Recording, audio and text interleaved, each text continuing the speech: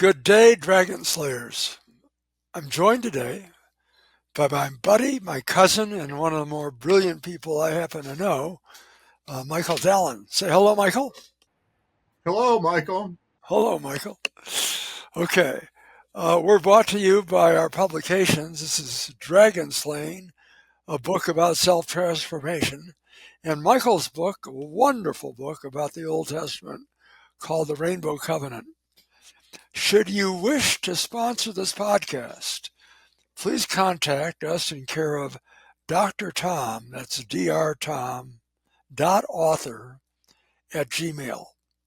We're getting a number of followers, and if you want to get a message across, email us and let us know who you are and what is the message that you'd like to send. So we have a lot to talk about today, Michael. Yes, sir. I think the first thing I'd like to talk to you about is what you, as a biblical scholar, might say about the role or the lack of roles of young men in our society today. We were talking earlier, and I quoted Margaret Mead, the famous anthropologist, at you. She was the Talmud, the student of Franz Boas, the famous Heidelberg scarred up Jewish founder of Western anthropology, Heidelberg educated. He was an interesting character. He kept getting insulted as a Jew and had to keep fighting duels at Heidelberg. So his face was this mess of dueling scars. And he came to Columbia, and she was his student and, the star pupil. But she had an interesting observation I didn't get from Boas, that the chief challenge of every human society is to find a role for the males. Female roles are more or less, they're irreducible, they're minimal, they're there. And men could be replaced. One bottle of sperm could populate a continent. You don't actually necessarily need males, but unless you want a decent society. And it's a challenge. And what are you going to do? What cultural forms do you need? What stories do you need to tell to make boys become men who are worthy of the name of man? And it takes a lot. Societies have lots and lots of rites of passage to try to bring males up in the way that they should go into the role of responsible men, leaders of society, consorts of the ladies. When society can fail, though, and then the boys never become men, certainly not men worthy of the name. I'm thinking of the Kipling poem, If. And if you can do this, if you can do that, while, the world tumbles around your head, if you can lose it all on a toss of the dice and then come back like nothing ever happened and just treat it like nothing and just keep going, then you are a man, my son, and the world is yours and all that pertains, So how do you make men? And I think our society is foundering now. We're having a tough time. And a lot of it has to do, we were talking, what stories do people tell each other? Because we're a species that is founded on stories, and we define ourselves through stories. There are different role models that men have had in American history that are so interesting. The doughboys of World War I had Bronco Billy, who was this character. He was actually this kind of fat Jewish guy from New Orleans. I forgot his name. I thought it was Goldstein. But Bronco, Broncho, he thought he'd spell that in a weird way. Billy, and he was the character in the Nickelodeons, and the people who became doughboys, the World War One soldiers of America, had grown up watching Bronco Billy and these nickel movies that they had, and he invented the um, the the Lone Ranger kind of guy who would come into a town and clean it up, and the Clint Eastwood sort of fellow who would clean it up, and he invented the riding off into the sunset. When he did it, it wasn't a trite cliche. It was for the first time. Well, And I would argue that the Lone Ranger was the first true martial artist with a gun. If you recall, when he had an adversary, he would never kill them. He would shoot them in their shooting hand and disarm them by injuring the hand and perhaps dislodging the pistol. I, it was tough love. Yeah. Well, before that, there was Bronco Billy, and I don't know how gentle he was, but he was a gentleman, and always chivalrous. He'd never, you know, he, basically he acted like he was somebody who had no gonads at all. He wouldn't go after the ladies. He wouldn't romance them. He was a knight. You know. Well, time out here for a moment, Michael. I mean, if I could reply that I thought, as you look at anthropology, that man, for the most part, has always had a role as a hunter, as a warrior, as a protector of the tribe. Well, women So, can do that too. but they're not endowed with the same level of muscular strength that a man has. So there is that role. Oh, absolutely. No, there is that. Yeah, the upper body strength that men have, but women can get pretty muscled up themselves. I Um, can, so, but I mean, hopefully, you're going to find a role for the men that's more than just as strong backs. but that's the problem. The problem is that beyond the warrior role, and we see this in Native American cultures, once the Apache civilization was confined to the reservation and could no longer exercise a warrior role, Apache men fell into alcoholism and depression with extraordinary high suicide rates. And you could see this anticipating what's happening in our society right now when men, particularly young men between ages 20 and 30, that 10-year period, don't have a well-defined role and are dismissed by society. The mental illness of young men has never been higher, nor has the rate of substance abuse never been higher. So we have to address this. Well, we live in an age that is by far more radically secular, more irreligious than anything humanity has ever seen before. I have that on the good authority of the great Walter Lippmann, writing in 1929, and he was saying that this is a new thing in human history, to have no particular God, no God that people can imagine. Um, Oddly, I mean, our tradition, the tradition of our ancestors, is all about a God that no one can imagine, an unimaginable God. But most of humanity has always had something like that, and now they don't. Um, and while the Jews themselves are treating this God that we believe is the Creator, who is the shield of Abraham, a friend, a judge, a father, um, and he's being treated as a figment. Um, when you live in this world, you don't have stories about that, and um, you don't have guidance. Um, and you have a reason for, I mean, why live? I remember I had like a brother-in-law, and he got sick, and we were wondering what had made him sick. And he was a notorious boozer. He was an alcoholic. And I was going around saying, his name is Kenny, and I was saying, if Kenny's liver is okay, there is no God.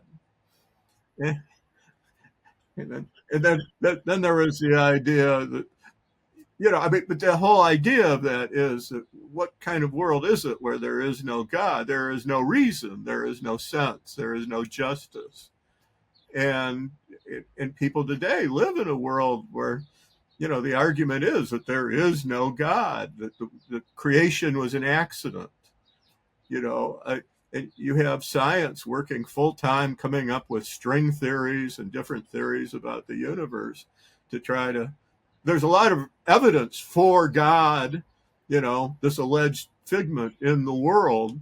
The world does seem to make sense. I mean, we say that the arc of the universe is long, that it bends to justice, as Martin Luther King taught. Without a God, why would it bend to justice?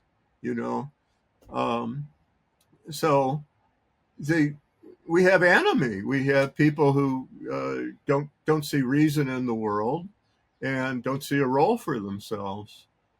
What role? If Kenny's liver is okay, the world makes no sense.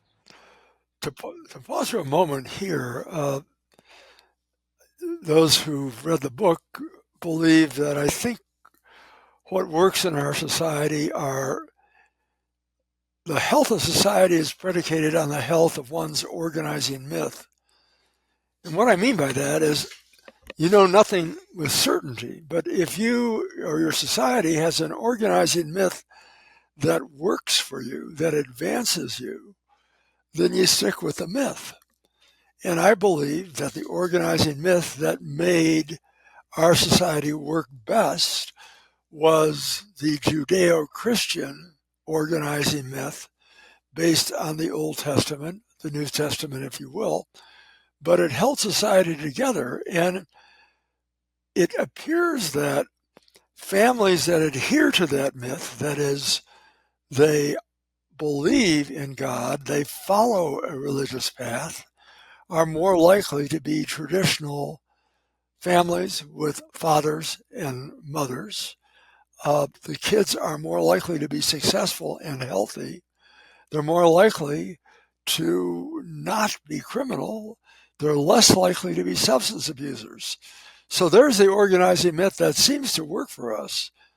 And if people gravitate toward our traditions, it usually has a positive outcome if the tradition is presented in an ethical way. Now, you're a scholar of the Old Testament. And one of the things that I was remarking on before we spoke today is you wrote in your book about the importance of the oral Torah that only relatively recently became written scripture. Tell us about that. Well, let me back up to myth, because to me a myth is false. And I think To me, a myth is unproven. okay, well So, that would be another matter, because you can't prove the existence of God. which is the reason I call it an organizing myth. You can present evidence, Okay.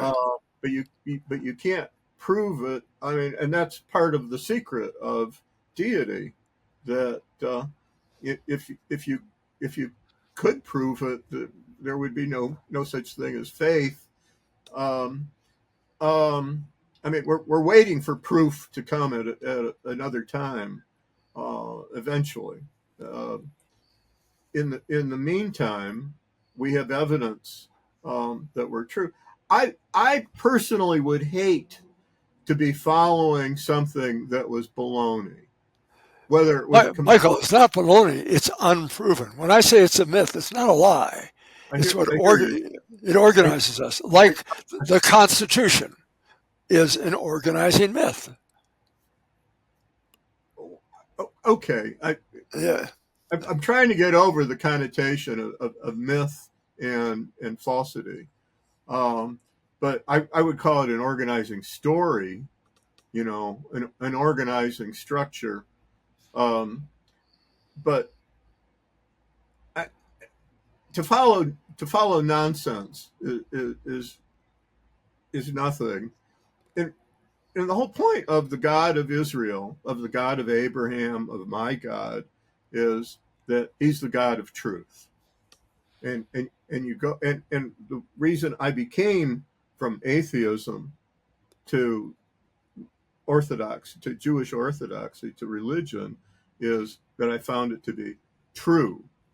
Um, and you find the truth with, not just by looking out at the world and saying, I don't think this is all an accident.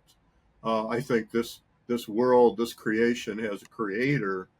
But also you look at the substance of the religion and the history.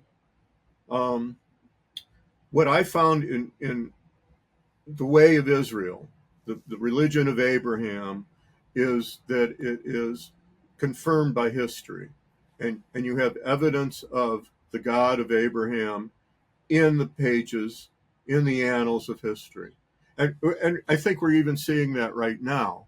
We're seeing history in the making in the war between Israel and Iran. It's transpiring as we speak. So let's You know, pause for a moment, because I want to amplify that point. We have several ways of viewing evidence. We can view contemporary evidence as a cross section of what's going on right now and count numbers and so on. Or you can look at temporal evidence, what works over time. And I would say that your religion, Judaism, the Old Testament, has profound temporal evidence. It's worked well over time. well, exactly. And I think we are the world's big historians in that every day we recount the story of Abraham, the myth, the story, the record of Abraham, and we go through the binding of Isaac, and we step into the footsteps of our ancient father Abraham, and we can relate to him, and we realize that we are a continuation of that tradition that he set out, that started with him, um, and um, so we look for the same laws and the same and many of the same results. But yeah, I mean, look, there's one bit of prosperity gospel in the Bible. There are two bits actually. One, if you give generously to charity, you should expect charity back. You should expect God's grace if you do that. That's one bit of prosperity gospel. The other bit of prosperity gospel is uh, those who bless Israel are themselves blessed. By blessing Israel, they are blessed. I don't want to get in now to the matter of blessing because it's a little complicated. You just can't say, I bless Israel and screw you. Blessing is something, it's a difficult kind of thing. Um, but that is a principle of history, and we see it repeated again and again in history. You could call it temporal, or to me, it's as fresh and as as tomorrow, an ongoing thing. Who did I just see? Oh yeah, and we have a little town in Detroit called Hamtramck, which is within Detroit, and they have It's the epicenter of the old Ford Motor Company. No, that's not Highland Park. Yeah, yeah. that's Dearborn. Well, No, there was no, no, no, Highland Park. no. Yeah, Highland There was Park. Yes. Dearborn. But your Yeah. people are in Reno, where you are, and all over the world. So I don't want to get too Detroit centric on this. But there's Highland Park and there's Hamtramck, and Hamtramck is a long time. It's named after General Hamtramck, in the Revolutionary War, and it's been a mostly Polish American enclave for more than a century. But now it's mostly Muslim. It's Bengali, it's Yemenite, um, and other Muslim peoples have come in, and within the last 10 years, they finally reached a critical mass to have a Muslim dominated government. The mayor, the city council, they're all Muslims. And what is the first thing they did was to name one of their main streets Palestine, you know, to because the cause of the Palestine, which is let us annihilate Israel and erase the Jews from the land of Israel because it's really our land, the land of Muslims, is what really resonates there. And and and these are there are a lot of nice folks there, but your heart goes out to them because this is not the way to blessing. And we've seen that again and again in history. To choose the way of the Nazis or of the Spanish Inquisition or of the Black Hundreds or of the worst of the Romans, where is the Roman Empire today? Or of the Babylonians. This is not a productive kind of thing. There's a big Palestine square in Tehran. It's where the stink of being bombed right now is filling the Palestine square. But these people have decided that that's the side they want to be on, the side that curses the Jews and wants them annihilated. And we, I'm not making a wild prediction here. I'm no prophet, but it's an assured thing that this will not prosper. This is not something that is going to make the people of this area better off, even however satisfying they might find it at the moment. But let me tell you about stories. I was reading Martin Marty, this Catholic theologian and popularizer, and he was explaining why he is a Catholic. Because he doesn't really believe in the virgin birth or a talking snake that talks Eve into, eating a killer apple.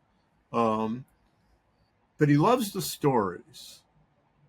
And his essay is titled Because of the Stories. And it's the stories of Jebus and his discipleship and his pushing up against the Satan and the stories of the saints. And he loves those stories, and that's what gives him his religion. And I was just in the Far East, and I was in all these Hindu and Buddhist countries, and they have all these stories. This god did this, Ganesh, the one god took an elephant's head and he put it on himself. You have this story. You have the story of the four friends, like the incredible journey of a rabbit and a monkey and a bird and a frog, as I remember. You have all these sorts of stories that the devout will look at and find meaning in, and that's what makes these things up. The thing is, these metaphors can take you away to the reality of the living God, which, again, is this a myth? Is this a story? We believe, we pray in the morning to the God who is the shield of Abraham. That is, a shield is something you keep close to you. That Abraham was the lover of God, the friend of God, and we all aspire to that kind of relationship with the creator of the universe. I think one of the problems is that we live in a universe where you just can't believe in these imaginable deities. When you look at the results from the Hubble telescope, um, or the Webb, you see the infinitude of creation, galaxies, and like the sands of the shore, just infinite, billions and billions of galaxies, and not to mention stars and planets. What kind of imaginable God, what kind of imaginable creator would have created something like that? I mean, of course he's not imaginable. But this is what Judaism has always taught. Don't make an image of this being because he is not imaginable. I think humanity is reaching a stage where it must come to grips with this idea that God, the creator, the living creator, the judge, the master of all the universe, if you think that he exists, you should conclude that he is not an imaginable being, but that the Jews are right about this, that he is not capable of being imagined, but that he is realer than the universe. So the stories have to adjust. I think it's just time. The human race has come to a place where we're all very used to these religions that tell you the only kind of decent person is going to be a Catholic like me, or a Lutheran like me, or a Buddhist or a Hindu like me. And then the world gets complicated and various. And you see all these people who are not Catholics like you or Hindus like you, but are nonetheless good people. So the monopoly value of these different religions fades to nothing. And you realize that you don't have to be a good person to belong to any one of these particular denominations. So all their myths, as you would put it, or their stories fall by the wayside because maybe you don't really need those to be a good person.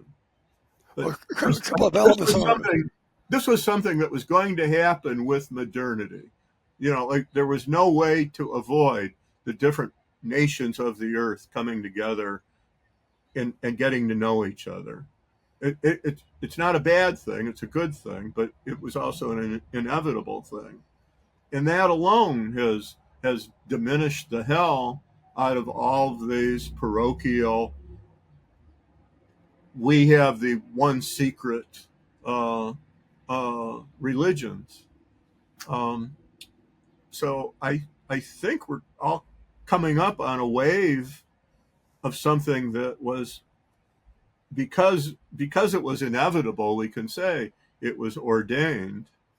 And I would say that the one creator, the one God who does make Kenny's liver the mess that it is, because it is, that's the way it ought to be, because that's just and right, and it shows that the physical laws still apply in the world. It looks like we're coming to this time, and we should expect new, you call them myths, but new guidance, I would say, new stories. Again, myth is something that organizes us, may not necessarily be proven, but it's not necessarily a lie. I want to go back to something else. You said, and there's a lot in the Bible that speaks to it. I think perhaps the most compelling is the story of the golden calf, or the first commandment: "There shall be no other gods before you." And so we're not a religion of idolatry, but God does speak to people in the Bible. There are messages that are conveyed. Well, we talk about that as having been done through the mind, through telepathy. That there, I mean, that is what the oral Torah speaks to. That Moses, for instance, at the burning bush, heard the voice of his own father. That the Creator of all spoke in that voice, mentally, without disturbing the air.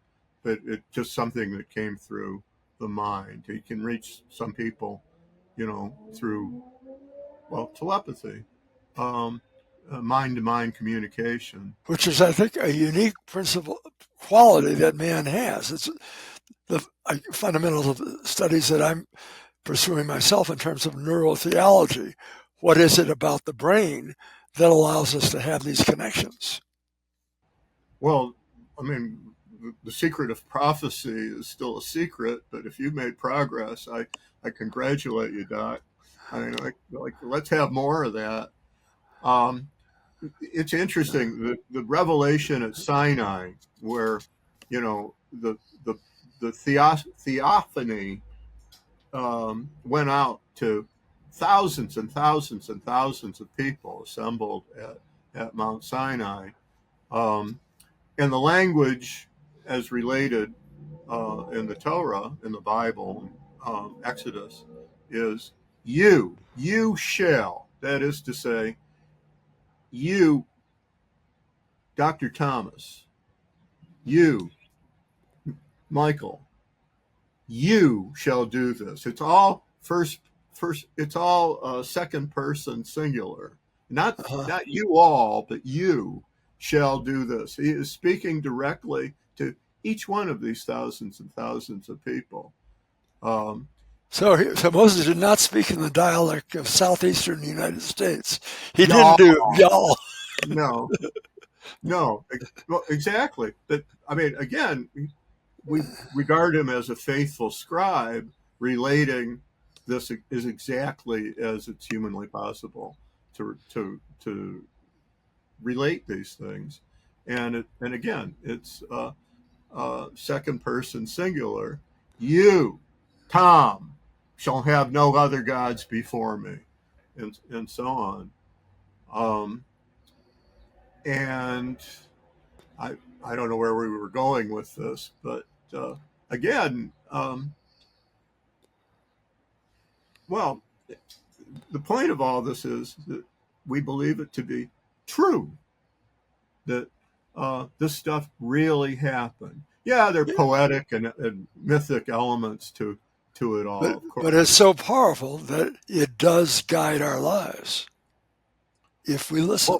Well, we're dealing with the creator of the infinite cosmos, who, we see his handiwork in the pictures from the Hubble and the Webb. That's one hell of a God. And that he condescends to be our loving individual God, who our Father, our Judge, who sustains every atom and particle in the universe, and is aware of us. I mean, that's an astounding and kind of preposterous theory, but we believe that to be true. And I mean, it sounds like a myth. It sounds impossible. How could the creator of the infinite cosmos be concerned with every particle in the cosmos and aware of what they're doing, and even anticipate where they're going to go, what they're going to do? Well, Michael, in your book, the other thing I wanted to talk about is, in fact, I'll ask it as a question. How much of what we know as Torah now, in terms of its history, was conveyed as simply an oral recitation as opposed to a written document? Well, we have the scripture itself is, write this down. Moses is commanded. Put this down. Write this in your book. One of the things about the Torah is we have revelation that had to await men becoming capable of reading. The Jews are the big people of the book. We are big readers. We expect to find truth in literature on paper or papyrus, but on a page. Um, I've seen this before. Most peoples don't really believe that. I mean they think that the truth has to come in one-to-one relation from another human being or from a phenomenon. Um, but we really believe that you can deliver truths through writing. And we have the idea that Moses spent those 40 years in the desert jotting down carefully, as a very dutiful scribe, uh, jotting down the first four books of the Bible, and then his own Deuteronomy, the repetition of the law of the Torah, in the fifth book, not dictated by himself rather than by deity. Um, and then we have the other books, but we have a long history since then, that coincides with the invention of the alphabet. They call it Canaanite phonation. This, phonetic alphabet, the literal alphabet, um, that was created right at the time of leaving Egypt, within a generation or two of the Jews departing. The Egyptologists have found inscriptions in what they call Proto-Hebrew or Phoenician Canaanite in Egypt. Somebody writing down El, which is a name of God, of the God of Israel, of a Semitic, non-Egyptian, non-African God. El, help. Um, and that coincides with the beginnings of the Aleph Beit. So we took that Aleph Beit, and which seemed to have been necessary for the promulgation of the truths of the Bible. That's why we make such a big fuss. The Jews make such a big fuss over reading. Look at your bar mitzvah. You had to come out and prove that you could read. It seems like nothing to us, today, but that was a big thing in the old days, and still is still fairly unusual among mankind. Imagine a people where where the common people can read. Um, but but H.G. Wells was saying that Judaism is a text-based religion, uh, and so you have to have the education of the young. You have to have universal education. Um, Well, it's important that we're talking about manhood. That is a rite of passage of the Jewish man, that yes, literacy.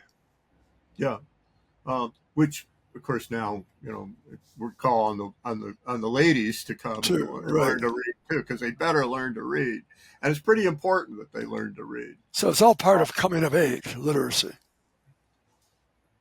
well, with us, scholarship. with us, it's just something that we start earlier and earlier. But yeah, literacy, education is. Um, Without that, we're not fully human. Um, and other people don't put that emphasis on things. I go to these estate sales all the time. I love them. I love to go into the different houses of different peoples, and every they're all American cultures here, but they all have their different ways, and and you'll have these wonderful people of all walks of life who are very literate, but uh, the Jews are something else. They have a different kind of selection of literature, of books and culture, you know, than hardly anyone else does. But we believe we've been taught to learn. We've been taught that you find truth in writing, and other people aren't that, they're generally not that sure of that. They think it's going to come another way. So But you Your estate sales, what are you looking for in those? Well, truth. Well, like what you look for in reading. Uh, the truth about the world. I just got, along with a signed art bowl, a glass bowl that the glass artist had made. I got a book uh, of a coffee table book, very full of plates of Japanese influence on 19th and 20th century Western art.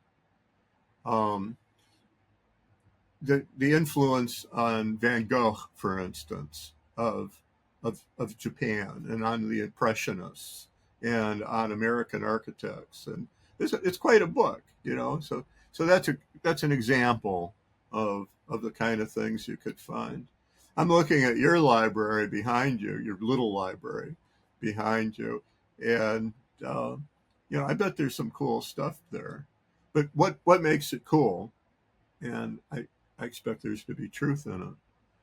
Um, I was in a bookstore, a used bookstore.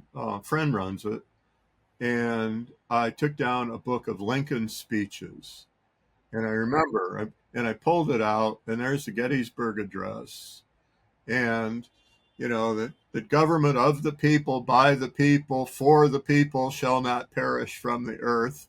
It's a lousy 3/4 of a page, you know, of holiness, of truth. It could just as well come from a Hebrew prophet. In this case, it comes from, the great Lincoln, a Gentile prophet. Um, but when one looks for truth and knowledge of the world, and how does God arrange the world? So what do you do with those things that you acquire? Well, I'm running out of space. Fortunately, I have an extra house, next door, so that gives me, with a basement, so that gives me some extra room. Um, um, but no, I mean, along with beautiful things that that raise you up, that enlighten you, that make you happy. Um, there's these books that have so much in it.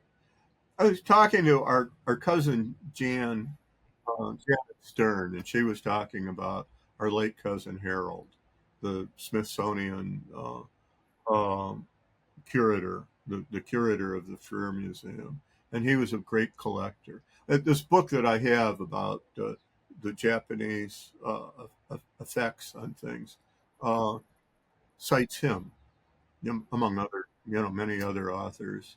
Uh, and she asked him, how do you decide what to buy? Well, I look for things that make me smile, and and that is part of the collector's ethos. You know, you look for stuff that lift you up and make you happy. You know, so um, I'll have Now, to. do you typically know the history behind every one of these items? I look them up. I try to look stuff up, but you have one has some kind of idea.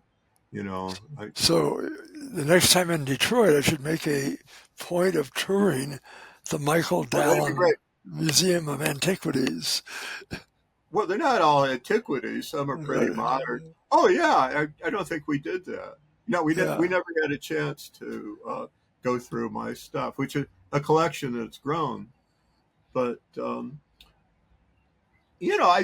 I wish that young people had an opportunity to discover this kind of stuff, that they can have these sorts of things themselves, that they can live in a world where they have art that speaks to them, and the culture, available, that will lift them up, that will take them out of their quotidian existences, and bring them to a level where they're more aware of what there is out there. Um, so that when they go out into the world, they have references that make sense of the world. So it isn't just like an animal, perceiving phenomena, but a cultured human being who can make sense out of things and put things together and remember them. I mean, you need for to remember, you need a structure. To remember, you would call it myth, um, but or stories. stories.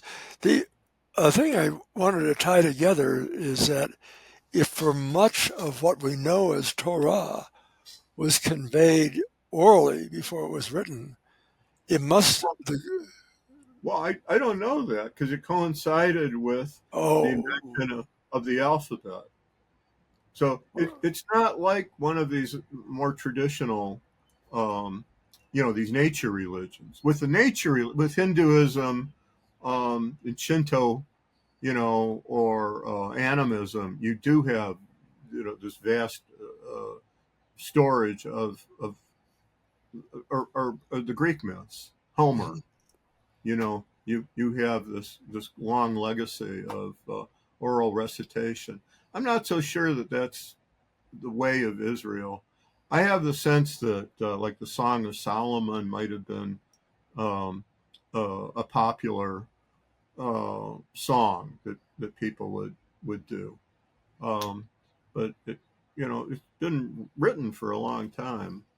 Um, but we have in the documents themselves, we have like Baruch, writing down uh, the prophet Jeremiah's writings, his scribe, and there he is.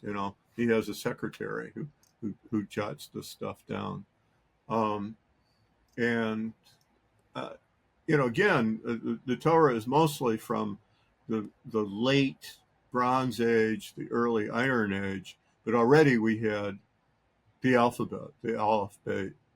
So um, I don't know of them as being particularly orally based. I have the sense. Well, let me tell you a story. I was trying to tell you a little earlier. We were going through Pirkei Avos, which is the ethics of the fathers. Pirkei, the principles of Avos, of the fathers. It's a book of the Mishnah, which is the oral Torah. You mhm. know, we call it the oral Torah because all this. It wasn't scripture itself. It wasn't canonized scripture, but it was learning. And we have in there, somebody said something about, if you're studying Torah, you should keep on studying the Torah and not be distracted by something beautiful. A beautiful sunset, a beautiful phenomenon, beautiful girl, beautiful boy. Keep studying Torah because it's quite a sin to distract yourself with these things that I would regard as sent by God uh, for you to appreciate and enjoy, because He wants us to appreciate and enjoy His beautiful works. Um, and and this is said in the name of a particular sage who definitely didn't say it, and quoting and saying that this is scriptural, that this is part of the canon. So we get the great scriptural Torah commentator Rashi writing around 1200 or so of the Common Era, and he's going, and poor Rashi has to go all through the whole canon to make sure that indeed, no, this was never written. This is not in there. But somebody claimed it was, this ancient scribe. I'm sure it's in there somewhere, except it's not. It's just made up. Somebody just wanted to say that, and he said it in the name of Scripture. It's a Early urban myth, if you will. That's right. Yeah, yeah. And dawn of history kind of myth. This is before the Knights Templar. This is before, this is Charlemagne's time, basically. It's a long time ago. But already they're well, I mean, people have been screwing up and lying forever. Um, but it's just so funny that somebody should mess that up. And no, it's not in there. Nah, you know, and it doesn't even sound like Torah. That's so life denying. Torah is not life denying at all. You know, but you always have people who are trying to limit God and screw things up. Well, I was just going to take the argument earlier that part of this was oral tradition, and then say that perhaps what makes the Torah so compelling is the stories. It's held together by the stories. Oh, absolutely. Oh, absolutely. But they're the stories of a family. They're family stories. I mean, he's our father Abraham, and everyone else, and all his descendants. And who are these people? These are our descendants. I went to check out a Black Hebrew congregation down in Indiana, and I remember, and uh, they learn Hebrew. They go through Torah. Every other guy seemed to be a rabbi. They took the name rabbi, and I don't mean to make fun of them because there's a tremendous amount of work and even scholarship there. But it is disrespectful of the Jews, and they were saying, well, these Jews, these so-called Jews, they're white. Well, we're black, and that means that we're closer, you know, and and let me tell you, this one guy, he was a wonderful guy, to me, very generous.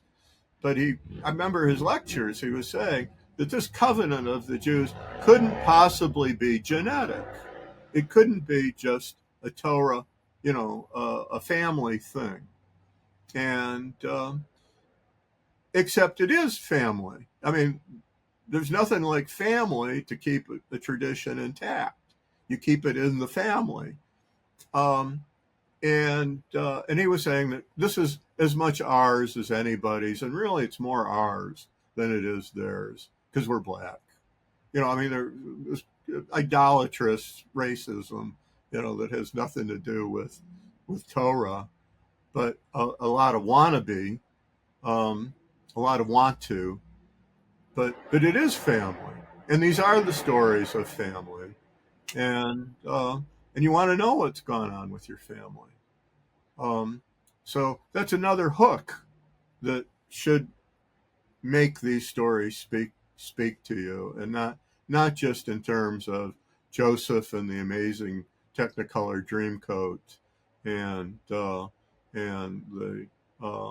the wives of the patriarchs and the 12 sons of Jacob, uh, just being generic human beings, but actual, in your lineage family it's a big deal. That it brings it home, and it closes the deal. Well, it's something for everyone to look at. We all, humanity, share David, the sweet singer of Israel. Look at Leonard Cohen's song, Hallelujah, where he goes on about David finding the secret chord that pleased the Lord. Everybody can get into that. But you really get into it with the people who are designed, this tiny little cadre of people who are supposed to be world missionaries, and the the sand and the oyster shell that makes pearls. These Jews. Well, the black Jews that you visited, you're welcoming them into our tent, are you not? Well, they should come with some damn respect, and not try to write us out. So Oh, I feel and they should have the brains to realize that those who curse Israel are cursed. So to the extent that they do that, they got nothing but trouble ahead of them. But of course, I mean, if they come in as as sincere proselytes, with the sense that they have to do things the right way, to not supplant white Jews, but to join white Jews. There's a world of difference in that. Well, we can only look at We welcome you. allies. We Okay, don't welcome supplanters. we can only look at you and me with our originally blonde hair, perhaps in my case, and blue eyes to speak to the notion that Ashkenazi Jews at one time were converts. This Yeah, is not, we're not us in it's a Israel. missionary religion, Yeah, absolutely. Yeah, okay, but we come together, we merge, right. so we become very much one people. Um, and I mean, I remember Nietzsche, who's supposed to be so anti-Jewish. The Nazis used him for horrible purposes, but Friedrich Nietzsche would go on about the Jews being. He used, in the 19th century, they talked about race all the time, but he talked about the Jews, and he was talking about Ashkenazi Jews uh, being by far the purest race in Europe, because we've been subject to so much anti-Semitism. Nobody wanted to to date a Bittker, or a Dallen or a Delinsky. So that was part of it. But we've been careful about things like marriage, and built an exemplary family life in Europe, which others should learn from, instead of trying to ignore, supplant, put their own stuff in over. That is not the way to go. I found with the Black Hebrews that I've encountered, some of them will eventually be sincere proselytes. They will come along and they will join us. And but a lot won't. They'll rebel from the false teachings of their teachers. I'm sure of it. But a lot of them, I mean, I remember these guys looking at me in a very unloving way, that I was the supplanter, a white so-called Jew. You know, um, I mean, that's the legacy of Israel. I mean, like the Christians and the Muslims are all sure that they have the covenant from the Jews. That they are supersessionists. That the Jews are kaput. Um, Toynbee. Do you remember Toynbee? Before my time, like Eisenhower's time, he was Time magazine's favorite British historian, philosopher. He actually turned to Eastern religion, but he was a Christian, and he called the Jews a fossil people. This is a historian of history, and he was saying the Jews, since they denied Jesus, are a fossil people. They you know they became irrelevant. He's talking in a time, World War II is raging. We've got the world is following Marx, the Jew, and Einstein, and they're reading Proust, the Jew, and they're and Freud, but oh no, they're just a fossil people. So you wonder about the quality of some of the scholarship out there, and people's insistent desire to decide that they are the chosen people and the Jews are not. They miss the point that the idea of being chosen is you're chosen for a mission, not for privilege. And whether or not they whether the people take up that mission and embody it or not. So, but that's our story, our myth. Well, And Rev Michael, I want to thank you for your wisdom. Uh, I hope that we can speak again soon, ideally next week, if your travels permit. and you have told us some fascinating stories, I including gave you story. Margaret Mead, but okay. Well, I'm I glad to actually share Margaret Mead. She did I learn from Boaz, you know. I trained among the descendants at Stanford of Boaz and Mead, that part of the Yes. Yeah, anthropology yeah, I department know. there. Yeah, no lie. Yeah. So wonderful stories, and look forward to Yes. speaking with you again. I wish you good health. Do you have any more travels in mind?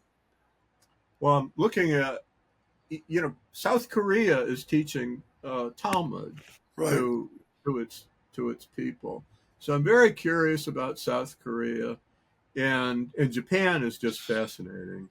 So, but everywhere I went was fascinating. I mean, from Thailand to Nepal to Bhutan was unbelievably beautiful and nice. And I have the sense that the people there are getting a little tired of their Buddhism. Those stories that take them away and Uh, that leave them. They want something better. I told you they want something better for themselves than to be, Sherpas and sex workers. Um, and as do the South Koreans, and hence they've been teaching Talmud. I well, wouldn't teach Talmud to an enemy, but you know, but there they go, and we all get to go to hell our own way, Doc. okay. Well, I hope there will be other more fortunate outcomes for us both. But Amen. Michael, yes, Okay. Good and response. and say Brilliant. hello. Say hello to my cousins in Detroit.